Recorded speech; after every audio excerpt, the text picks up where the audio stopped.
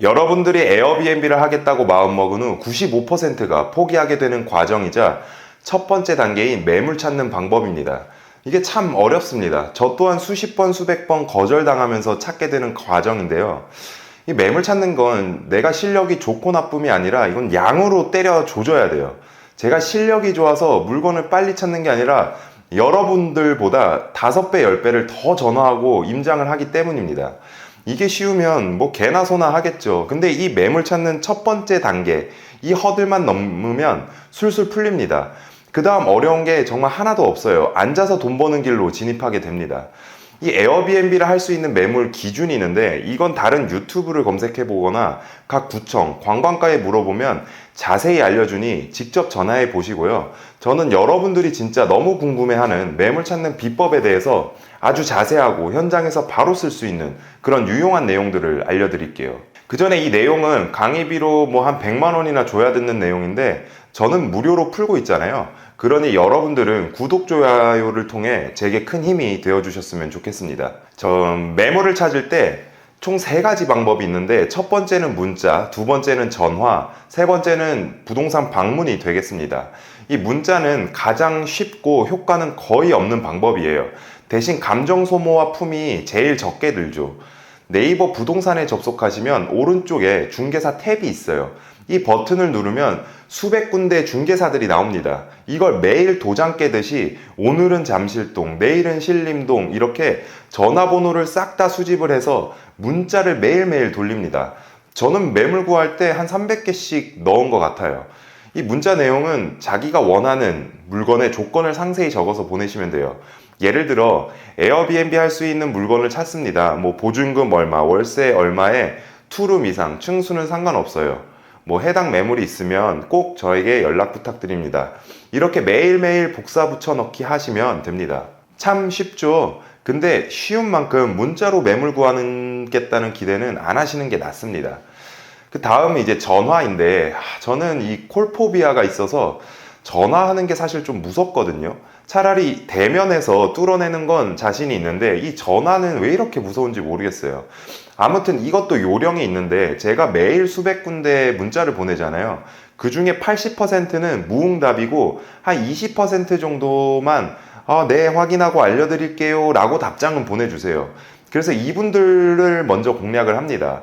그래도 응답을 해주신 분들은 뭔가 친절할 것 같잖아요. 그래서 이분들에게 먼저 전화를 돌리고 아까와 같이 네이버 부동산에 접속해서 중개소 탭을 누르면 사장님 얼굴이 떠요. 여기서 젊으신 분들이나 인상이 좋으신 분들을 위주로 전화를 다시 한번 쫙 돌립니다. 그래서 제가 뭐 에어비앤비를 구하고 있고 요런 조건이 있습니다 설명해주고 끊어요. 사실 전화도 이 감정 소모 대비 효과는 없다고 보시면 돼요. 자, 이제 마지막으로 부동산을 방문하는 일만 남았는데 여기서 우리는 관점을 바꿔 생각해야 합니다. 이 관점을 바꾸지 않으면 여러분들은 100번, 1000번을 가도 절대 매물을 찾을 수가 없어요. 그러니 지금부터 하는 얘기를 정말 잘 이해하셔서 실전에 써먹어 보길 바랍니다. 자, 내가 에어비앤비를 할 건데 이 물건은 누구 거죠? 집 주인 거란 말이에요. 내 게 아니야. 근데 어떤 미친놈이 와서 자기 물건으로 돈을 벌고 싶대. 여러분, 이게 될까요? 저 봐봐. 이게 이렇게만 설명을 해도 미친놈이 따로 없단 말이에요. 근데 다짜고짜 부동산에 방문을 해서 저 돈 벌고 싶으니 에어비앤비 물건 하나 찾아주세요. 이러면 어떤 집주인이 아이고 오셨습니까? 하고 동의해 주겠어요. 그죠? 그러니 우리는 집주인의 동의를 받을 수밖에 없는 딜을 해야 합니다. 우리 한번 집주인이 한번 돼볼까요?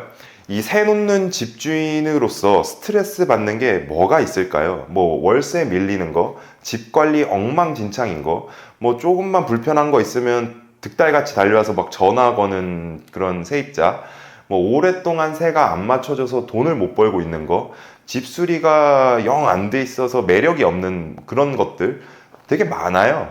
우린 이걸 해결해 줘야지 집주인한테 동의를 받을 수 있어요.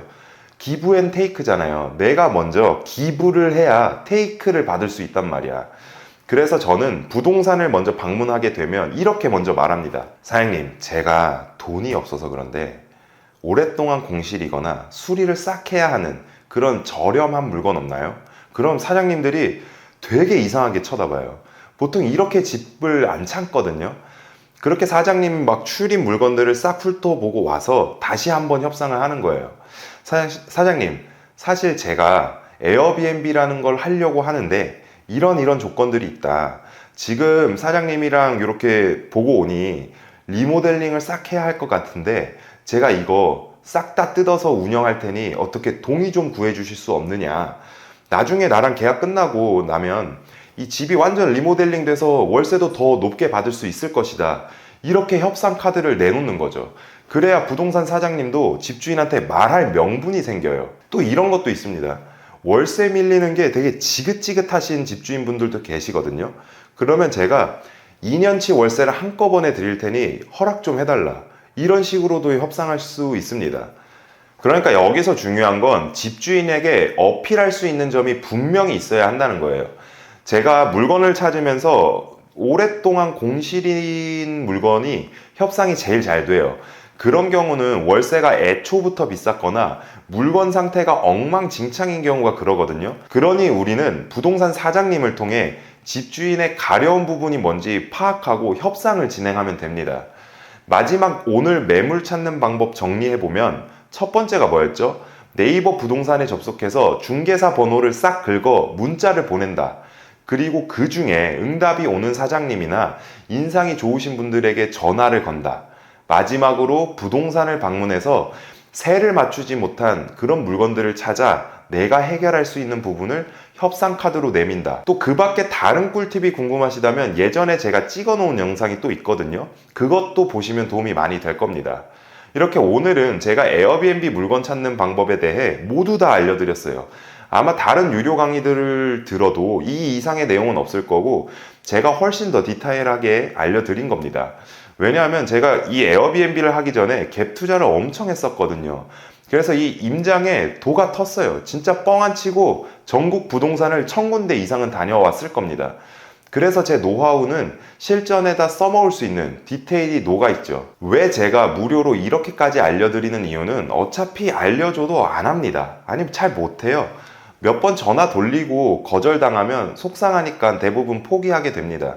그리고 이 에어비앤비에서 80%를 차지하는 게 매물 찾기인데 100만원 주고 강의를 들어도 매물 못 찾으면 그냥 그 수강료 날리는 거거든요. 근데 딱히 매물 찾는 게 실력의 영역도 아니고 꽁꽁 숨겨서 돈 주고 팔기도 뭐 하거든. 이게 전부라서 무료로 알려드리는 거예요. 그럼 여러분들도 매물 찾는 이 첫 번째 허들만 넘기면 80%는 해결된 거라 생각하시고 진짜 많이 시도해 보시길 바랍니다. 저 진짜 무식하게 찾았어요. 주말 내내 100군데씩 돌아다녔습니다. 거절당하는 게 너무 속상하고 자존심이 상하지만 그래도 돈 버는 일이 어디 쉬운 게 있겠습니까? 그러니 파이팅 하시고 궁금한 점이 있으시면 언제든 댓글 남겨주세요. 오늘 내용이 정말 도움이 되셨다면 구독, 좋아요 꼭 부탁드리겠습니다. 다음 주에는 인테리어 세팅을 어떻게 더 예쁘게 할 수 있는지에 관한 내용으로 찾아뵙도록 할게요.